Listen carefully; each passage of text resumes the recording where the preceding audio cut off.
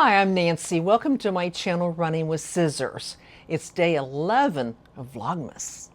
But before we go into adding to our village and reading our Bible verse, I want to talk about that painting that's right over my right shoulder.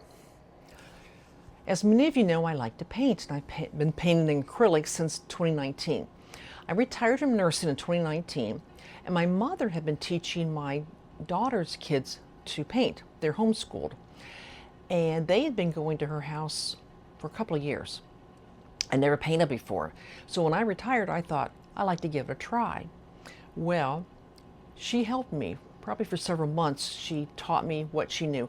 She actually started out painting in oils, and then she switched to acrylics to teach the kids. Acrylics are cheaper and easier to clean. Well, so February 2019, she helped me paint. This is my first painting. A little girl sitting by a cat looking out the window at the moon.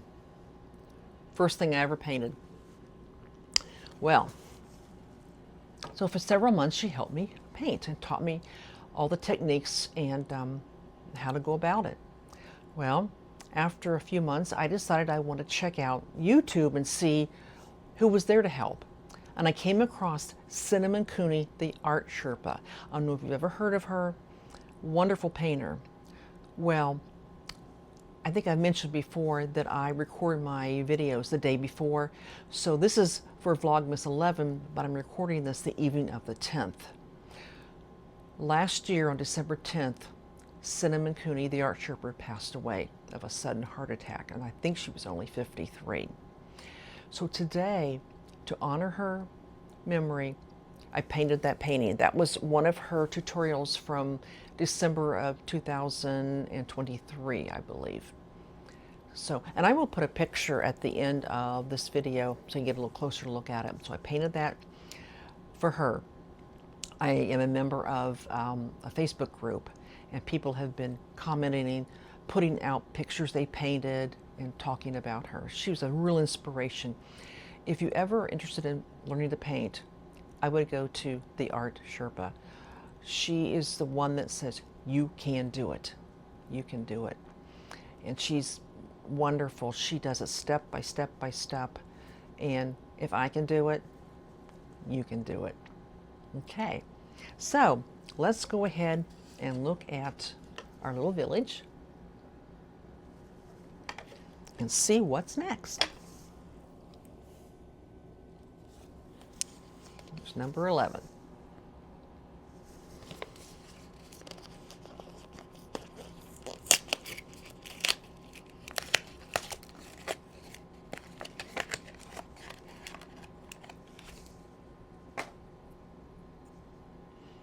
It's another tree. It's kind of like this tree, but taller.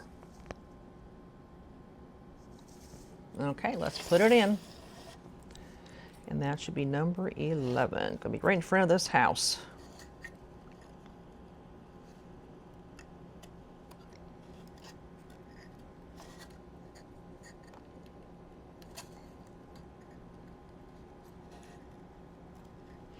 They're not always easy to put in.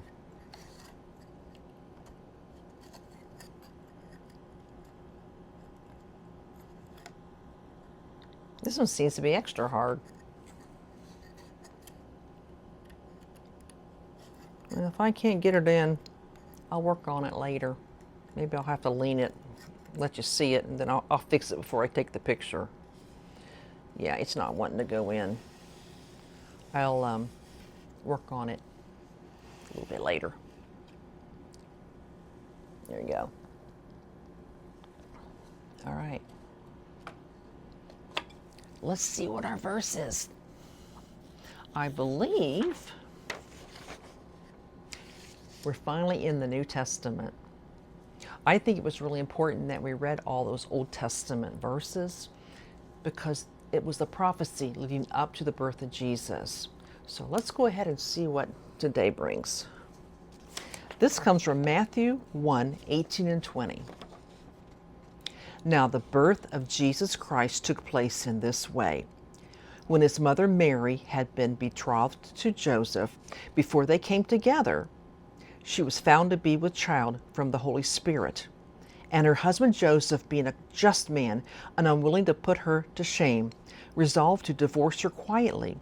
But as he considered these things, behold, an angel of the Lord appeared to him in a dream, saying, Joseph, son of David, do not fear to take Mary as your wife, for that which is conceived in her is from the Holy Spirit. Now, I think these verses are pretty self-explanatory, but I thought I'd read this to you as well. Matthew 1:18-20 describes the miraculous conception of Jesus. Mary, betrothed, is it betrothed or betrothed? Betrothed to Joseph, was found to be pregnant by the Holy Spirit, not by a man, leading righteous Joseph to plan a private divorce. However, an angel appeared in a dream telling Joseph not to fear taking Mary as his wife, because the child was conceived by the Holy Spirit, affirming the virgin birth and Jesus' divine origin. Have you wondered, though, they said Mary was betrothed to Joseph, meaning she was engaged. But yet he said he was going to divorce her quietly. And you're thinking, they weren't married. Why would he have to divorce her? Back in those days, it was common, and it was actually not just common, it was the thing. A betrothal, an engagement, was legally binding. It was just the same as being married.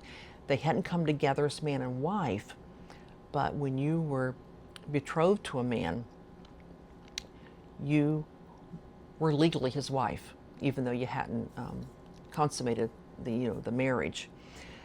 And Joseph was a wonderful man. He loved her, and he didn't want to put her to shame, because what was he thinking? He thought that maybe she had been with somebody else, and so he wanted to, divorce her quietly and not bring shame to her.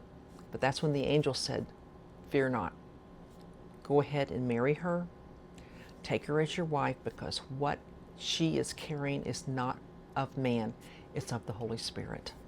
Okay. Well, that's the verses for today. Sorry about me not knowing how to pronounce betrothed. I don't know why I thought it was betrothed. Who knows? Anyway, well, I hope you enjoyed today's verse and little village, and I will be back tomorrow, and we'll see what else is going to happen in our Bible story. Take care. God bless. Goodbye.